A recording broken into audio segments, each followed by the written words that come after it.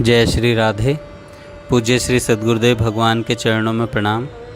आज पूज्य श्री राधा बाबा कहते हैं, खूब तत्परता से नित्य वस्तु में मन को डुबाइए, नहीं तो सच मानिए इतना पश्चाताप हो सकता है कि उसकी कोई सीमा नहीं है। बिल्कुल गांठ बांध कर रख लें। भगवान के नाम, रूप, गुण, लीला आदि के सिवा यदि मन कुछ भी चिंतन करता है तो समझ लें कि घाटे का कोई हिसाब ही नहीं है। अभी पता नहीं लगता, अभी चेष्टा नहीं होती, पर इंद्रियां मरने के समय इतनी व्याकुल हो जाती हैं कि बिना अभ्यास भगवान में मन स्थिर होना बड़ा ही कठिन होता है। अतः जीवन का शेष समय पूरा श्री भगवान में लगाइए, बड़ी तेज़ी से रास्ता काटिए, नहीं तो परिवार, धन, जन में कहीं मन फंसा रहा और मृत्यु हो गई तो जीवन बिल्कुल व्यर्थ ही हो गया समझिए।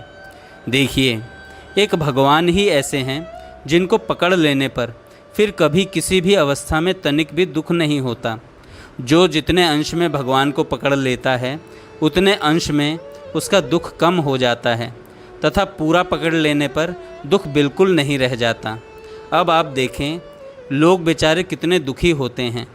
यदि उनमें से कोई भगवान को पकड़ ले तो वह दुखी नहीं होगा, क्योंकि उसके मन में यह दृढ़ विश्वास हो रहेगा कि परम सुहृद सर्वशक्तिमान भगवान मेरे साथ हैं। फिर क्या डर है।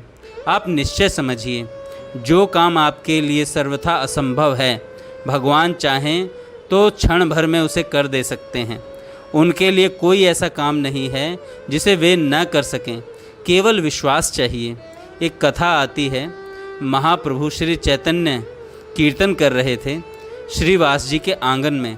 श्रीवास जी का लड़का मर गया, पर श्रीवास जी ने स्त्रियों से कह दिया, यदि रोगी तो महाप्रभु का कीर्तन भंग हो जाएगा, और यह हुआ तो मैं गंगा जी में डूबकर प्राण दे दूंगा। सारी स्त्रियां डर गई। अब बेटा भीतर मरा पड़ा है और आंगन में कीर्तन करते हुए श्री चैतन्य महाप्रभु नाच रहे हैं। पर धीरे धीरे और लोगों को यह बात मालूम हो गई। सबका उत्साह कम होने लगा और अब धीरे धीरे नाचना छोड़कर बैठ गए। महाप्रभु को बहुत देर बाद बाह्य ज्ञान हुआ। वे बोले, क्या बात है? मालूम होता है कोई अनिष्ट घटना घट गई है। लोगों ने उनसे सारी बात कह दी। महाप्रभु ने लड़के के शव को मंगवाया और लगे नाचने। लड़के में प्राण का संचार हो गया। श्रीवास जी ने देखा, यह तो गजब हो गया। इस लड़के का बड़ा सौभाग्य था कि उसकी ऐसी मृत्यु हुई थी। लड़का बातें करने लगा। फिर श्रीवास जी ने प्रार्थना की कि महाप्रभु ऐसा मत करो। इसके बाद की ठीक घटना हमें याद नहीं। शायद जब घर के सभी लोगों को संतोष हो गया कि इसको मरने का ऐसा सौभाग्य और प्राप्त नहीं होगा, तब फिर महाप्रभु ने कहा, अच्छा यही सही। यह इसलिए हुआ था कि श्रीवास जी का यह भाव था कि महाप्रभु साक्षात भगवान हैं। पर श्रीवास जी के लिए प्रभु ने वैसा नहीं किया था उस लड़के की माता के संतोष के लिए। ऐसी कोई घटना नहीं है कि जिसे भगवान ना कर सकें। देखिए, जहाँ भगवान एवं संत में विश्वास है वहाँ सब कुछ संभव है। गोपी प्रेम के उपासक एक बहुत बड़े संत नरोत्तम दास हो गए हैं। वे जाति के कायस्थ थे, पर ब्राह्मण लोग उनको बहुत मानते थे।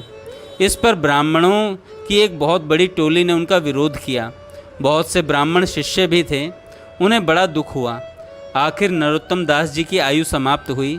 वे गंगा तट पर मरे। मरते समय बोलती बंद हो गई। फिर तो ब्राह्मणों की एक बहुत बड़ी भीड़ ने मजाक उड़ाना शुरू किया। कोई कहता बहुत ठीक हुआ, बड़ा भक्त बनता था। कोई कुछ कहता तो कोई कुछ। उनका शरीर छूट गया। पर उनके ब्राह्मण शिष्यों को बड़ा दुख हुआ। एक शिष्य बड़ा विश्वासी था। वह ब्राह्मण था। उसने मन ही मन प्रार्थना की, गुरुदेव एक बार जी उठिए, एक बार जिंदा हो जाइए तथा इन सभी ब्राह्मणों का उद्धार करके जाइए। उसकी सब प्रार्थना सच्चे हृदय की थी। बिल्कुल जलाने की तैयारी ही हो रही थी कि नरोत्तम जी धीरे धीरे उठ बैठे और हंसने लगे। अब तो ब्राह्मणों के होश गुम हो गए, क्योंकि उन्होंने गालियां दी थी। आखिर एक एक ब्राह्मण ने आकर क्षमा मांगी और सब शिष्य बन गए। सबने उनसे श्री कृष्ण मंत्र की दीक्षा ली। इसके बाद 7 दिन के लगभग वे जीवित रहे। अंतिम दिन बोले, मुझे गंगा में ले चलो। गंगा में जाकर खड़े हुए शिष्यों से कहा, मेरा शरीर मलो। शिष्यों ने शरीर मलना शुरू किया।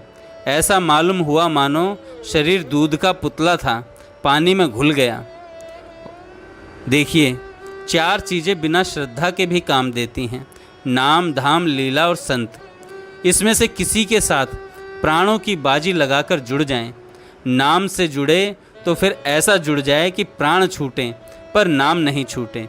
धाम से जुड़ें तो ऐसे जुड़ें कि चाहे बम बरसें, ब्रज रज पर ही प्राण छोड़ेंगे, यहाँ से बाहर नहीं जाएंगे।